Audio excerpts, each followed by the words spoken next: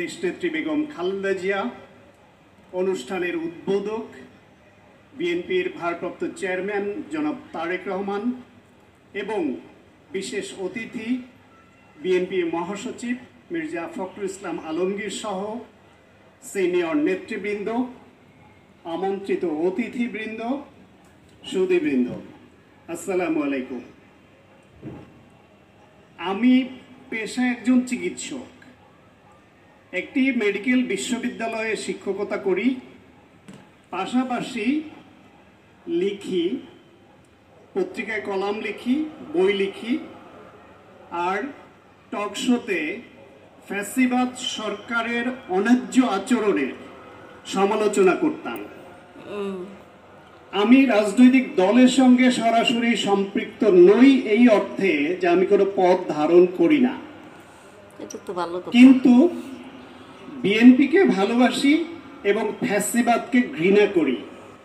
এই দুইটা উপজীব্য মাথায় রেখে আমি ফ্যাসিবাদ সরকারের যে মানবাধিকার হরণ, ভোটের অধিকার হরণ, দেশের টাকা লুটপাট করে বিদেশে পাচার করা, মানুষকে মানুষ বলে গণ্য না করা, দেশের সাধারণ জনগণ থেকে শুরু করে রাজনৈতিক নেতৃবৃন্দকে গুম-খুন করা, এসবের প্রতিবাদ করা একজন নাগরিক হিসেবে, একজন লেখক হিসেবে, একজন মানুষ হিসেবে আমার দায়িত্ব মনে হয়েছিল।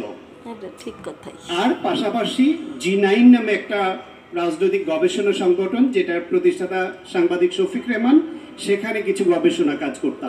আমার শফিক রহমান। এই কারণে আমি পর্যন্ত এই সরকার, ফ্যাসিবাদ সরকারের হাত থেকে তখন রেহাই পাইনি।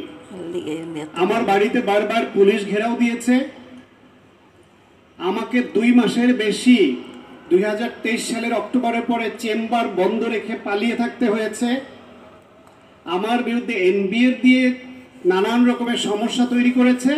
সর্বশেষ 16 জুলাই যখন আবু সাইদ ওয়াসিম সহ 6 জন যোদ্ধাকে হত্যা করলো, সেই হত্যার প্রতিবাদে 17 জুলাই বায়াতুল মোকাররমে বিএনপি একটি গায়বানা জানাজার আয়োজন করে।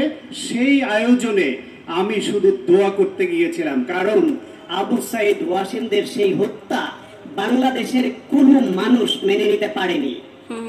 সেই মেনে নিতে না পারার তাগিদ হিসেবে শুধু জানাজা পড়ার দোয়া করতে গিয়েছিলাম। সেইখান থেকে আমাকে অ্যারেস্ট করে নিয়ে যাওয়া হয় এবং সেখানে আমি জেলে 20 দিন ছিলাম। তার মধ্যে আমি বিএনপির সিনিয়র নেতৃবৃন্দ, মির্জা আমাদের এখানে আছে